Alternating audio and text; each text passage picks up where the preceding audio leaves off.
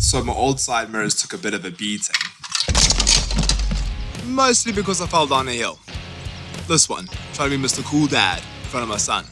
I decided to use zip ties, and those held up pretty well until I went for a bit of a scenic ride. And the side mirrors decided, meh, they don't really part of the bike anymore, and fell off.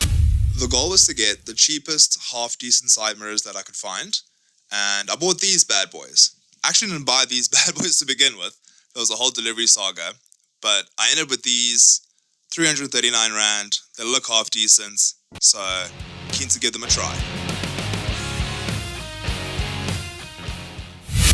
What's inside the box? 2 mirrors, some parts, no instruction manual, so just vibes.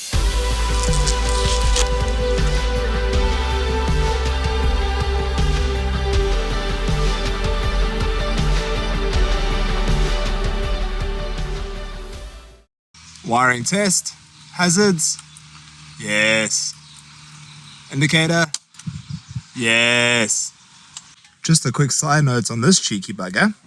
It only has 2 wires, which means my daytime running lights no longer work. Another fun fact is that these pretty little screws are literally too little. They're too short to fit.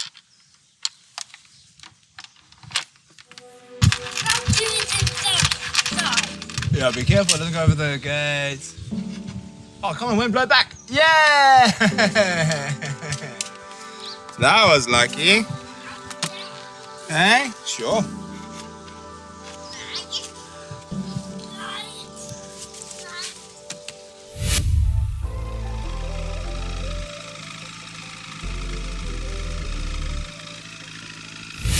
I took Fireblade out for a little run to test out these new side mirrors, and apparently these little buggers need to be properly fastened before you go take it out for a proper ride, so just a heads up. Last time I was on this road, my mirrors bailed on me, so let's go see if these new ones have a bit more commitment in them.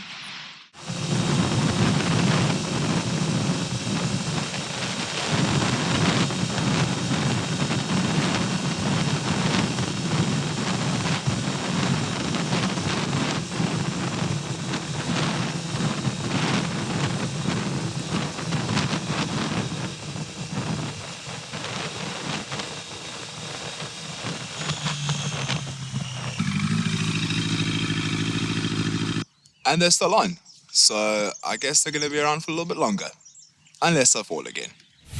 So what's the vibe on the cheap side mirrors? Once they're fitted properly, great.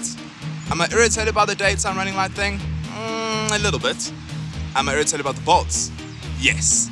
Am I irritated that I had to refasten the side mirror after its first ride and the side mirror went bleh? Yes, also. But for what I paid, I really can't complain. I think they look better than the OEM ones.